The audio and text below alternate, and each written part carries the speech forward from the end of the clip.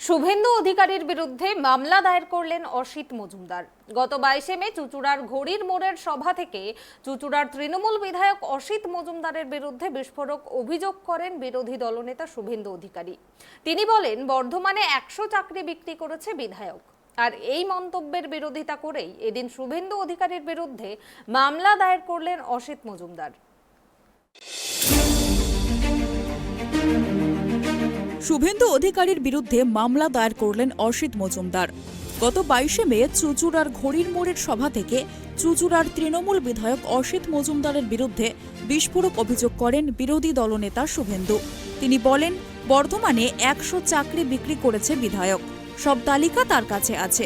অয়নশীলের সংস্থার মাধ্যমে চুঁচুড়া পুরসভাতেও 35টি চাকরি বিক্রি করেন। বিরোধী দলনেতার এই বক্তব্যে তার সম্মানহানি হয়েছে বলে মনে করেন অসিত। চুঁচুড়া বিধানসভার মানুষ তাকে 3 বার ভোট দিয়ে জিতিয়েছেন। সেই মানুষের কাছে বিশ্বাসযোগ্যতা নিয়ে প্রশ্ন উঠছে। কোনো তথ্য প্রমাণ ছাড়াই তাকে বদনাম করতে এই ধরনের অভিযোগ করা হয়েছে মনে করেন অসিত মজুমদার। তাই আজ চুঁচুড়া আদালতে শুভেন্দু অধিকারীর বিরুদ্ধে মামলা দায়ের করেন। বিধায়ক বলেন, কেউ আইনের ঊর্ধ্বে নয়। এর আগে দেখা গেছে রাহুল গান্ধী একটি মন্তব্যের জন্য তাকে গুজরাটের আদালত 2 বছরের জেলের সাজা শুনিয়েছে। রাহুলের সাংসদ পদও খারিজ হয়েছে। শুভেন্দুর ক্ষেত্রে কেন হবে না? শুভেন্দু অধিকারী গত 22 তারিখে 22/5/2023 6:20 থেকে 6:30টার মধ্যে বিজেপির একটা জনসভায় চুঁচুড়া ঘড়ির মোড়ে তিনি বিভ্রান্তিকর, উস্কানিমূলক এবং অসত্য সংবাদ মাইকে প্রচার করেছিলেন এবং তিনি বলেছিলেন চুঁচুড়ার বিধায়ক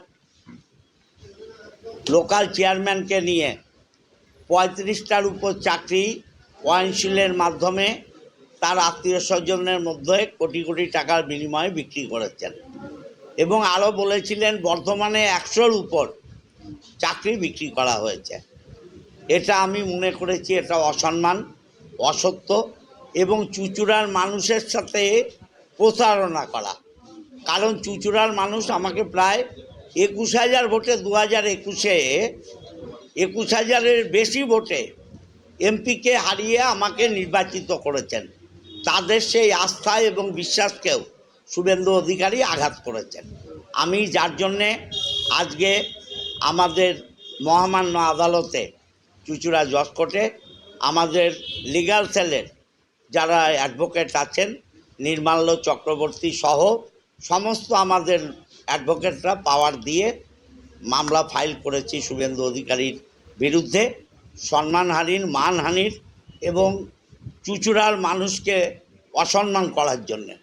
ভারতীয় দণ্ডবিধির আইনে আমি বিচার চেয়েছি যে ওর বিরুদ্ধে বিচারের ব্যবস্থা হোক।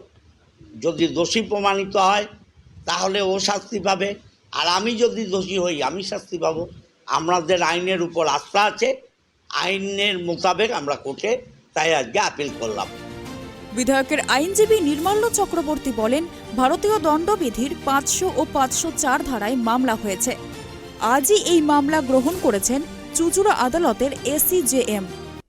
আপনারা সবাই জানেন যে আমাদের চুঁচুড়ার সম্মানীয় বিধায়ক মাননীয় শ্রী অসিত মজুমদার মহাশয়, যিনি 3 বারের আমাদের বিজয়ী প্রার্থী এবং তিনি 24 ঘন্টা মানুষের সাথে 24x7x365 দিন মানুষের পাশে থাকে।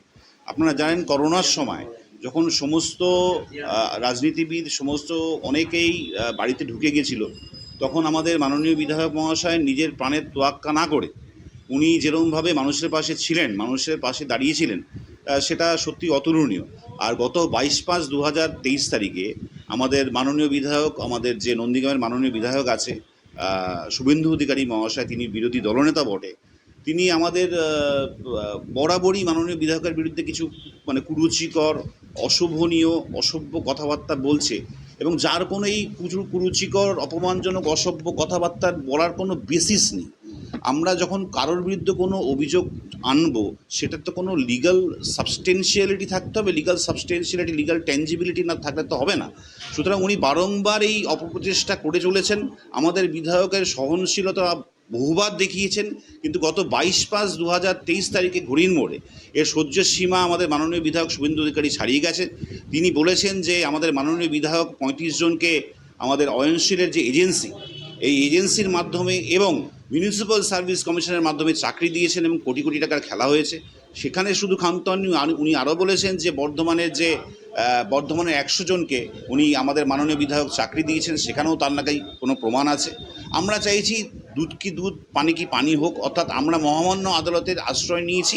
উনার যদি সত্য থাকে, উনি যে অভিযোগ করছে তা যদি সত্য প্রমাণিত হয় তাহলে আমরা সাজা হব, কিন্তু আমরা চেয়েছি উনি সমস্ত কাগজপত্র নিয়ে মহামান্য আদালতের কাছে আসুক, আদালতের কাছে এসে প্রমাণ করুক যে অভিযোগগুলো উনি আমাদের মাননীয় বিধায়ক অসিত মজুমদারের বিরুদ্ধে করেছেন তার বাস্তবায়ন আছে, তার বাস্তবের সঙ্গে তার সম্পর্ক আছে। যদিও বিধায়ক অসিত মজুমদারের এই মন্তব্যকে একেবারেই পাত্তা দিতে রাজি নন হুগলির বিজেপি সাংসদ লকেট চট্টোপাধ্যায়।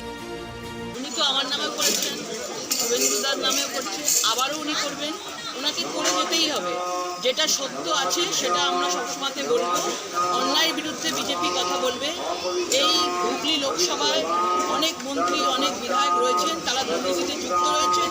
সিবিআই ইডি আস্তে আস্তে তাদের করে কড়া নাড়বে, জেলে যেতে হবে। এখন শুভেন্দুর বিরুদ্ধে অসিত মজুমদারের দায়ের করা এই মামলার পরিণতি কি হয় সেই দিকেই তাকিয়ে রাজনৈতিক মহল। হুগলি থেকে সোমনাথ ঘোষের রিপোর্ট, ট্রাইব টিভি।